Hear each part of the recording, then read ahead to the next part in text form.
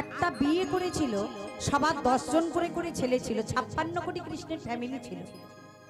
56 কোটি কৃষ্ণের ফ্যামিলি, কিন্তু কৃষ্ণ একটা ঘর বাঁধেনি জানো মা, কোনোদিন একটা সংসার বাঁধেনি। উনি জানে আমি যদি ঘর বাঁধি এই ঘরগুলো সব পতিত হয়ে যাবে। ও মা, মন্দিরে গিয়ে ঠাকুরের কাছে বলি, ও ঠাকুর তুমি আমার দেখা দাও না, ও ঠাকুর তুমি আমার কৃপা করো না, মা বলো না? মন্দিরে গিয়ে বলো তো? কেউ বলো না? আচ্ছা, ঠাকুর যদি না দেখা দেবে তোমরা বেঁচে আছো কি করে? আমাদের দিকে ভগবান হাসে, মূর্খ কোথাকার। মন্দিরে এসে বলে গোবিন্দ আমায় দেখা দাও, কৃপা করো, করুণা করো। ভগবান বললেন, মূর্খ, যদি না আমি দেখা দেব তাহলে তুই চোখ মেলে তাকাচ্ছি কি করে? কানে শুনতে পাচ্ছিস কি করে? বদনে কথা বলতে পাচ্ছিস কি করে? চরণে চলতে পাচ্ছিস কি করে? আরে আমি তোর ভিতরে আছি বলে তবে তো তুই কথা বলতে পারছিস, আর আমি তোর ভিতরে যদি না থাকি তাহলে বলো হরি হরি বলে হয়ে যাবে সব। আরে তোদের জন্য আমি নিজে ঘর বাঁধতে পারিনি, এই ঘরগুলো বাঁচাবের জন্য, এই ঘরগুলো বাঁচাবের জন্য নিজে ঘর বাঁধেনি। আর সেই মহাপ্রভুর কাছে সকালবেলা উঠে যদি মন্দিরে গেছি মা দুটো নকুলদানা বা বাতাসা নিয়ে, হ্যাঁ, ঠাকুরের কাছে সঙ্গে সঙ্গে নকুলদানা হয়তো দুটোকেও দেয় না, একটা দেয়। তো যদি দুটো দিই মা, আর একটু জল দেব আর দুটো নকুলদানা দেব, আমার ছেলের ভালো রাখো, মেয়ের ভালো রাখো, আমার সংসার ভালো রাখো, আমার শ্বশুরের ভালো রাখো, শাশুড়ির ভালো রাখো, মেয়ে যেন ডাক্তারি হয়, ছেলে যেন ইঞ্জিনিয়ারি হয়, আমার জামাইটা যেন হেডমাস্টার হয়, শালা যত গোষ্ঠীর চাওয়া দুটো নকুলদানা দিয়ে ঠাকুর ঘরে গেছে বলে ভগবান বললেন নিকুচি করেছে তোর নকুলদানা। হ্যাঁ, বরং ছিলাম ভালো, তোর নকুলদানা দিতে হবে না, আমার বমি হয়ে যাবে। কি বলেন মা? যদি দুটো দেবে, যদি 1000টা অভিযোগ তার মাথায় চাপিয়ে দাও, সে আর খাবে? ওই জন্য তো খায় না মা, মন্দিরে মালসা ভর্তি করে দিয়েছেন। আমার কৃষ্ণ যদি থাকতো এতক্ষণ খেয়ে সর্বনাশ করে দিত। কত খায় জানো মা? হ্যাঁ, যার ঘরে 9 লক্ষ ধেনু ছিল, প্রত্যেক গাভীটা দুগ্ধবতী গাভী, যত দুধ চাইতো তত দিত, তথাপি সে নবনী চুরি করে খায়। জানো তো মা, চুরি করে খায়। সে ছেলেটা কত খায়, আর মন্দিরে অত মালসা দিয়েছে, একটা মালসা খালি হয় না, আদৌ মন্দিরে নাই। ভগবান কোথায় মা? হে ভগবান দেখা দাও, দেখা দাও। মন্দিরে গিয়ে মাথা করছে, ঘুরলে ভুবন, ভুবনটা ঘুরলে পাবি না সে ধন কৃষ্ণকে, তোর জ্ঞান নয়ন না ফুললে পড়ে, বাহিরেতে খুঁজলে তারে পাই না রে যুগ যুগান্তরে, হবি আছে গাভীর দেহে, গাভীকে তা জানতে পারি, তোর ডাইনে বামে আগে পিছে সে তোর সঙ্গে আছে, নয়কো মিছে দেখবি কাছে গুরুর কৃপা হলে পড়ে। প্রেম সে বলো, কে আজ মিস করছো কেন মা? আমাদের এই ভারত আর ওই যে অস্ট্রেলিয়ার খেলা হয়েছে দেখেছো মা?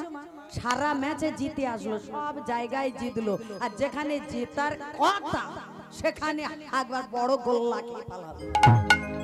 বুঝেছেন?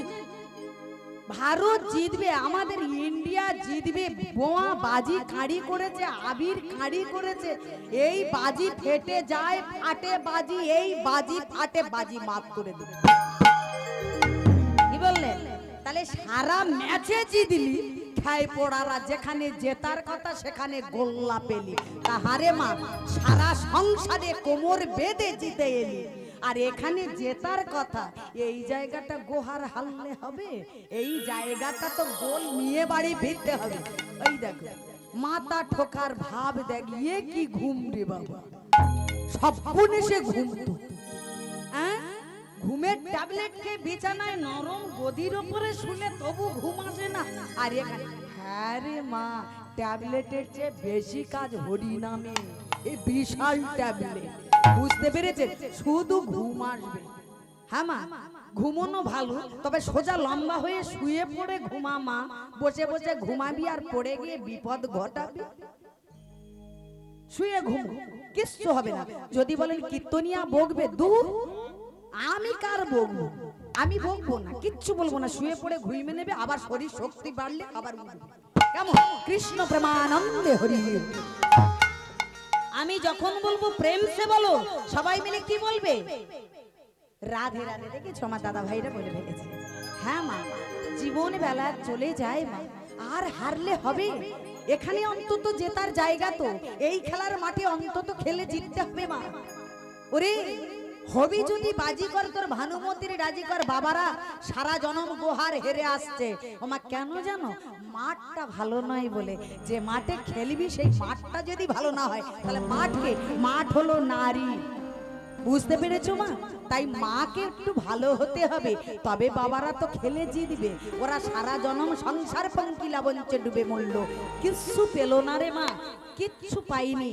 ওরে শোন মা শোন, নারীর সৃজন অতি সে কঠিন কেবা সে জানিবে, তাই জানিতে অবধি নারী লেগে বিধি বিষমৃত একত্রেতে রয়। যেমন দীপিকা উঝাড়ে অধিকা ভিতরে অনল শিখা, পতঙ্গ উড়িয়া পুড়াইয়া মরাইয়ে পাখা, তেমতি জগৎ কামানলি পুড়ি মরি, রসজ্ঞ যে অনুসদা করি পান।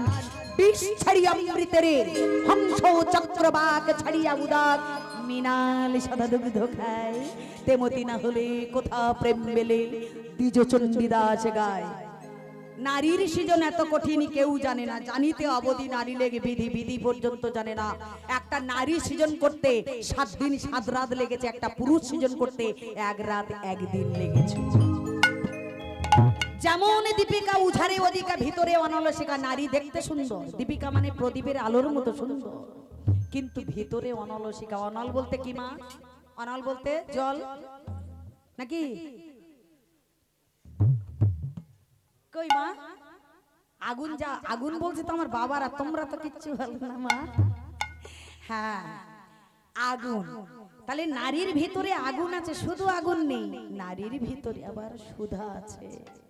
কারণ ভোলা মহেশ্বর যখন বিষ খেল সমুদ্র মন্থনে, বিষ খেয়ে ছুটে গিয়ে বইয়ের কোলে শুয়ে পড়লো। হ্যাঁ, দুর্গা তুমি আমার বাঁচাও, এ যখন বলেছে মা বাঁচাও, যখন বিষ খেয়ে ছুটে এসেছে দুর্গার কোলে যখন শুয়ে পড়েছে, তখন বলছে মা বাঁচাও। যেমন মা বলে ডেকেছে, তখন 14 পুরুষ উদ্ধার করে দিয়েছে, মায়ের স্তনটা নিয়ে বাবার মুখে দিয়েছে। আর যেই স্তনধারা দিয়েছেন না, সে বিষ সঙ্গে সঙ্গে অমৃত হয়ে গেল, বিষ ক্ষয় হয়ে গেল। তাহলে মা, নারীর ভিতরে শুধু বিষ নেই, নারীর ভিতরে শুধু আগুন নেই, নারীর ভিতরে সুধাও আছে নাকি? আছে তো। পতঙ্গ উড়িয়া পুড়াইয়া মরাইয়ে পাখা, কথাটা কান দেবেন মা, ভালো করে এক মনে শুনবে। ঘাড়ের সিটটির বেশি বেকাতে চেও না, আনমনা হইও না। ওরে মা, মাকে একটু খাঁটি হতে হয়, মাকে একটু ধীর স্থির হতে হয়। মা যদি আনমনা হয়, তার কোনোদিন সন্তান ভালো হয় না, বুঝেছো মা? তাই মায়ের চঞ্চল হতে নেই, মাকে শান্ত হতে হয়, খুব শান্ত হতে হয় মাকে। কারণ আপনারা জানেন, বীজ যদি, বাবার বীজ যদি খারাপ হয়, মাতৃ মাটিতে পড়ে শোধন হয়। বুঝতে পেরেছেন? বাবার বীজ যদি খারাপ হয়, মাতৃ মাটিতে পড়ে শোধন হয়। আর সেই মা যদি চঞ্চল হয়, শোধন হওয়া তো দূরের কথা, ও বীজটা আরো খারাপ হয়ে যাবে রে মা। হিরণ্যকশিপু সে দৈত্য ছিল, তার ছেলেটা প্রহ্লাদ হয়ে গেল। কেন? বীজটা খারাপ ছিল, মাতৃ মাটিতে পড়ে শোধন হয়ে কৃষ্ণ ভক্ত হয়ে গেল। প্রেম সে বলো, ঝংকারি ভাবটা কোথায় গেল? সব সংসারে দেখাবি মা, যমুনাতে যাবি হাবুডুবু খাবি, নাচবি যমুনার পানি, সরে পেরে মাথাতে ভেকেরে নাচাবি, তবে পাইবি চিন্তামণি। সংসার পঙ্কিলা বলছে সারা জনম ডুবে মরলি, সংসারের পাকে গায়ে মেকে ভূত হলি না রে মা। পাকে ডুবে থাকতে হবে পাকাল মাছের মতো, কিন্তু গায়ে ফাঁক লাগালে হবে না। বুঝতে পেরেছো? যখন আমরা জয়ধ্বনিটা করছি, তখন আমাদের ঝাঁকুরি ভাবটা কোথায় গেল? একবার ঝাঁকুনি মেরে দেখবি মা, মনের সব কামনা বাসনা পূর্ণ হয়ে গেছে। নইলে হস্তিনাপুরের ওই মেয়েটা যার বস্ত্র খুলে নিচ্ছিল দুঃশাসন, ওটা মেয়েটার নামটা কি যেন? দ্রৌপদী। তা দ্রৌপদী যখন বস্ত্র খুলে নিচ্ছিল, তখন দ্রৌপদী হাত ধরে চেপে রেখেছিল, মনে মনে করেছে আমি ধরে রাখবো, কিন্তু মুখের কথা ধরে রাখতে বললি পারবে? ট্রেনে সব খুলে নিচ্ছে। এইবার কি করলো? দুটো হাত তুলে বললেন, গোবিন্দ তোমার লজ্জা ফিরিয়ে দিলে হয় দাও, আর নিলে হয় নাও। এই বলে যখন দুটো হাত তুলে আত্মসমর্পণ করে দিয়েছেন গোবিন্দ চরণে, গোবিন্দ তখন কি করলো? উনি হস্তিনাপুরে থেকে ডাকলো। শাড়িটা কোথা থেকে আসলো? দ্বারকাপুর থেকে। কোথায় হস্তিনাপুর আর কোথায় দ্বারকাপুর? সুতকালে শাড়ি চলে এসছে।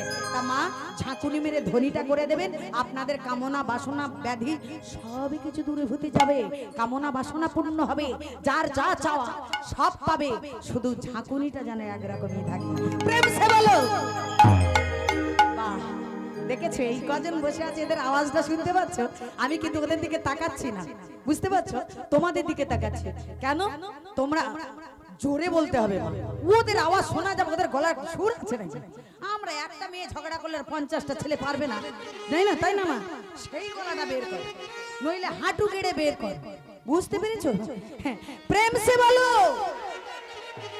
এইবার বাবারা পারবে।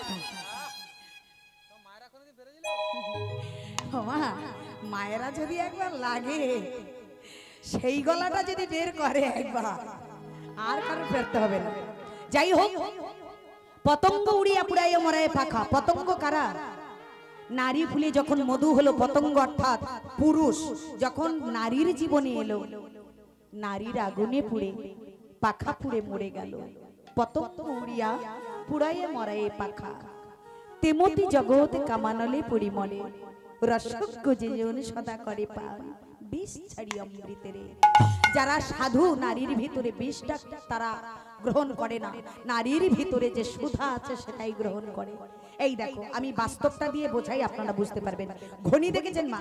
আমার বাবারা দাদারা দেখেছে ঘনি, ঘনি যেটা পাতা হয় মাটি, ঘনি যখন পাতা হলো, বাইরে থেকে মাছগুলো মনে মনে করে কি সুন্দর ঘর, ওর ভিতরে গেলে কত না আনন্দ আছে। নারী হলো ঘনি। কথাটা কান দেবেন, নিজের থেকেই বাস্তবটা দিয়ে বোঝাচ্ছি। নারী হলো ঘনি। প্রত্যেকটা পুরুষ ভাবছে না জানি ওই সংসারে গেলে কত সুখ আছে। ওই ঘড়িটা কি সুন্দর, মাছটা তার ঘড়ির ভিতরে ঢুকতে যাচ্ছে। তা যখন একটা মাছ ভিতরে ঢুকে গেল, ভিতরে গিয়ে দেখছে এর ভিতরে কোনো আনন্দ নেই, বরং দুঃখ, যন্ত্রণা, কষ্ট। কি করে বেরোবো? ঢুকেছি তো আনন্দ করতে, কিন্তু বাইরে খেলছিলাম, ভালো ছিলাম, ভিতরে ঢুকলাম, এর ভিতরে শুধু কষ্ট, যন্ত্রণা, এর ভিতরে কিছু নেই, কি করে বার হব? এইবার চিন্তা করছে, কিন্তু ঢোকাটা যত সহজ, বেরোনোটা তত সহজ। এইবার বাইরের মাছগুলো বলছে ভাই খুব তো আনন্দ করছিস, আমরা যাচ্ছি।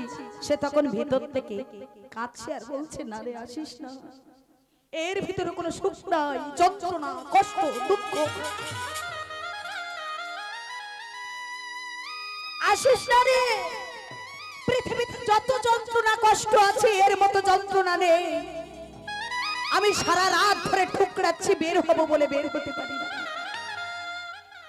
আমা এটা সংসার, ঢোকাটা খুব সহজ, বেরোনোটা অত সহজ না। বুঝতে পেরেছেন? তার ভিতরে একটা মাছ ঢুকেছে, বাইরের মাছগুলোর বলছে তোরা আর আসিস না রে ভাই। বাইরের মাছগুলো বলছে তুমি একাই আনন্দ করবে, আমাদের আনন্দ করতে দেবে না। শুনলো না কথা, সব মাছগুলো ঝাঁপিয়ে ঢুকে গেল।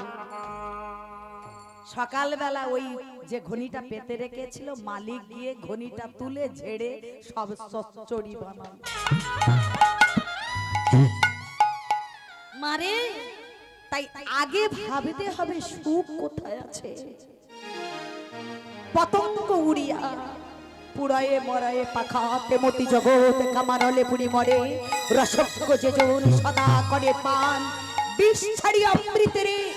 হংস চক্রবাক ছাড়িয়া উদাক, মিনাল সদা দুগ্ধ খায়, তেমতি না হলে কোথা প্রেম মেলে। দ্বিজ চণ্ডীদাস গায়। আমা, এটা দ্বিজ চণ্ডীদাসের পদাবলী মা।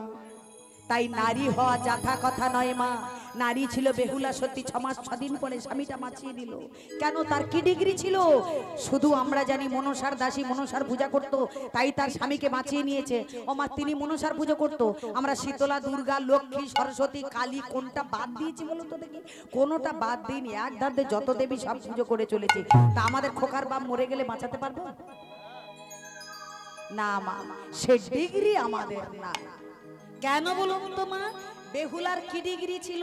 বেহুলা মেয়েটা জন্মে থেকে মৃত্যু পর্যন্ত একটা মিথ্যে কথা বলে, মিথ্যে কথা একটাও সে বলেনি, সব সময় সত্য কথা বলে গেছে। আর সত্য কথা যে নারীর মুখে আছে সেই একমাত্র নারী। আমার নারী হয়ে জন্মালাম, হ্যাঁ, মেয়ে ছেলের মতো দেখতে হলো, আমি ভালো একটা বউ হলাম। কে বলেছে রে মা নারী? নারীর জায়গাটা রাখা মুখের কথা। নারী যদি সত্যবাদী হয়, তার স্বামী মরে গেলে বাঁচাতে পারবে কি? একটা মরা গাছের গায়ে হাত দিলে সে গাছটা বেঁচে যাবে। কিন্তু সেই সত্য আমাদের নেই। স্বামী মরে গেলে ওগো হ্যাঁ গো দেখা দাও গো, কৃপা করো গো, করুণা করো গো, ওগো তুমি কি রেখে গেলে গো, এইটাই করতে পারি আমরা। সেই জায়গাটা আমরা তৈরি করতে পারি না মা। তাহলে কিসের নারী আমরা? ভগবান শ্রীকৃষ্ণ 16,108টা যার বউ, শুধু তাই নয় 56 কোটি যার ফ্যামিলি, সেই কৃষ্ণ জীবনে তার চুল পাকেনি, দাঁত পড়েনি, চামড়া ঢুলু ঢুলু হয়নি, বয়সের ভাটা পড়েনি, তার দেখতে খারাপ হয়ে যায়নি, কোমর ভেঙে যায়নি, সেই মানুষটা চিরনব যৌবনা থাকলো। কেন? এটা আপনারা কোনোদিন দেখেছেন ভেবে? ভগবানের বেলা রূপ আরো বেশি হয়ে গেল যত বয়স হয়েছে, আর আমরা 30 বছরের থেকে বুড়ি হয়ে যাচ্ছি। কেন মা, কেন? কারণ একটাই মাত্র গুণ ডিগ্রি ছিল কৃষ্ণের। সমস্ত দেবতারা ছিল, তারা তো সবাই ভগবান হতে পারতো, ভগবান একজন হয়েছে। আরে সবাই তো অনেক রকম মন্ত্রী হয়েছে, এমএলএ এমপি, হ্যাঁ অনেক অনেক হয়েছে। আমি ওইসব রাজনীতি খুব একটা জানি না, তবু একটু বললো অনেক রকম হয়, মেম্বার প্রধান এইসব হয় সব, তো অনেক রকম হয়, কিন্তু প্রধানমন্ত্রীটা হওয়া মুখের কথা নয়। তাই সেই প্রধানমন্ত্রী স্বরূপ আমার ভগবান শ্রীকৃষ্ণ, ওনার মতো কেউ নয়। প্রধানমন্ত্রী হতে পারেনি আমার কৃষ্ণের মতো কোনো দেবতা। বুঝতে পেরেছেন? কৃষ্ণ এত বড় হলো কি করে? শুধু একটা নারীর জন্য, একটা নারীর জন্য এত বড় জায়গা সে নিয়েছে। সেটা কে? রাধারানী। সে নারীটা কোথায় থেকে এলো? কৃষ্ণ অঙ্গ থেকে সৃষ্টি হলো। তাহলে কৃষ্ণ অঙ্গ থেকে সৃষ্টি হলো যার, আর সেই নারী অসাধ্য সাধন করে দিয়ে গেল। ভগবানের কোনোদিন ব্রহ্মপাত হয়নি। বুঝতে পেরেছেন? যার এতগুলো স্ত্রী ছিল, বাস্তবিক জগতে কারো যদি দুটো স্ত্রী হয়, তার বাড়ির গন্ডগোল জীবনে আর থামে না। থামে মা? থামে না। তাহলে যার 16,008 জন স্ত্রী, তার বাড়িতে কত গন্ডগোল হয়েছিল? কৃষ্ণের বাড়িতে কোন গ্রন্থে লেখা আছে দেখেছেন? কোনো গন্ডগোল ছিল না। কেন বলুন তো? কোন স্ত্রী স্বামী ছাড়া হয়নি। কৃষ্ণ এমন অসাধ্য সাধন করেছিল, প্রত্যেক রাতে প্রত্যেক স্ত্রীর ঘরে ছিলেন। একদিন নারদ মুনি পরীক্ষা করার জন্য বলছেন, হে প্রভু, আপনি 16,008টা ঘর, আর যদি একটা একটা করে যান, শেষের ঘরে যেতে যেতে সে বউ তো বুড়ো হয়ে যাবে। ও রসিকতা করে বলেছিল। তা যদি বলেন আমি একটা ঘরে যেতে পারি, ভগবান বলেছেন, মূর্খ, তুমি আমাকে প্রভু বলছো আর আমার ঘরে যেতে চাইছো, মানে তুমি তোমার মায়ের ঘরে যেতে চাইছো। বেশ, যে ঘরে আমি থাকবো না সেই ঘরে তুমি যাবে। এটা আপনাদের জানা বাবা, যে ঘরে মুখ বাড়ায় গিয়ে দেখে যন্ত্র বসে আছে। কি বলে? কৃষ্ণ বসে আছে। হ্যাঁ, ভগবান বললেন, নারদ, আমি এমনি এমনি প্রধানমন্ত্রীর জায়গাটা নিয়ে নি, কাজ করে দেখাতে হয়েছে। কেমন সারা রাত ঘুরেছে নারদ, যে ঘরের পর্দা তো সরাই দেখে কৃষ্ণ বসে আছে, যে ঘরের পর্দা সরাই সে ঘরে দেখে বসে আছে, যে ঘরে মুখ বাড়াই দেখে বসে আছে। সকালবেলা ভগবান নারদের কাছে এসে বললেন, নারদ, খবর কি? সঙ্গে সঙ্গে মাথা নিচু করে আছে, কিচ্ছু বলে না। বললেন, নারদ, তুমি এত বোকা, এতটাই বোকা তুমি। আরে হবে না কেন? যশং বীর্যং তৎসং পুত্র। কৃষ্ণের বাবা কারাগারে ছিল, তবু 15টা বিয়ে করেছে। কৃষ্ণের একটা মা নয়, 15টা মা ছিল।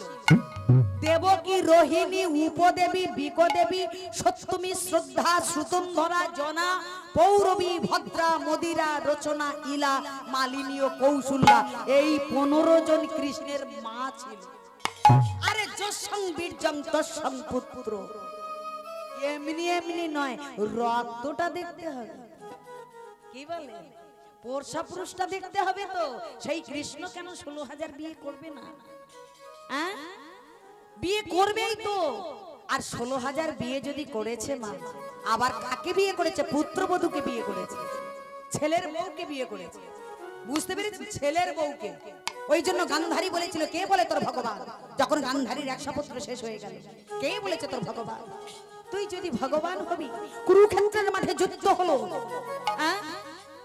18 অক্ষিণী নারায়ণী সেনা নিয়ে আমার ছেলেরা যুদ্ধ করলো, তারা সবাই যুদ্ধক্ষেত্রে প্রাণ হারালো। আর তুই যাদের পক্ষে রথ চালালি, তারা 5 ভাই সব অক্ষত অবস্থায়। আরে যুদ্ধে গেলে তো সমানে সমানে মরে, কিন্তু এক পক্ষ সব শেষ হলো, আর এক পক্ষে সব রয়ে গেল। কেন রে কৃষ্ণ? কিসের ভগবান তুই? কৃষ্ণ বলেছিল, পিসিমা, আপন কর্ম দোষে সব হারাইলে দোষ দিবে আর কারে? পিসিমা গো, তোমার কর্ম দোষে তোমার ছেলে মরেছে। কারণ কুন্তী পিসিমা 101টা সন্তান পাওয়ার বর পেয়েছিল দুর্বাসা মুনির কাছে, আর তুমি সেই বর চুরি করেছিলে। মনে আছে? 100 স্বর্ণ থালায় খেতে দিয়েছেন, একটা থালা কম পড়েছিল, তাই সেই থালাটা তার বুকে পড়েছিল। পায়েস রান্না হয় দেখেছেন মা? গরম পায়েস, মায়ের একটা থালা কম পড়েছে, বুকে ঢেলে দিয়েছে গরম পায়েস। দুর্বাসা মুনি দেখে বললেন, মা রে, তুই স্নান করে আয়। তোর বর দেব। যেই স্নান করতে গেল সঙ্গে সঙ্গে এদিকে গান্ধারী সইয়ের বাড়ি আসছিল। কুমারী কালে এরা দুই সই ছিল, বিয়ের পরে দুই যায় হয়েছে, কিন্তু বিয়ের আগে দুই সই ছিল। তাই গান্ধারী কুন্তির বাড়িতে আসছে, সইয়ের বাড়ি আসছে, এমন সময় দরজার কাছে পা দিয়েছে, ওদিকে গুরুদেব বলছে জামা কুন্তি স্নান করে আয়, তোর বর দেব। আর যেই সই স্নান করতে গেল গান্ধারী কুন্তি সেজে আর সেই বর চুরি করেছে। দাঁড়িয়ে বললেন গুরুদেব বর দাও। আর যেই বলেছে গান্ধারী, বরটা দিয়ে দিল, 101টা সন্তানের জননী হবে।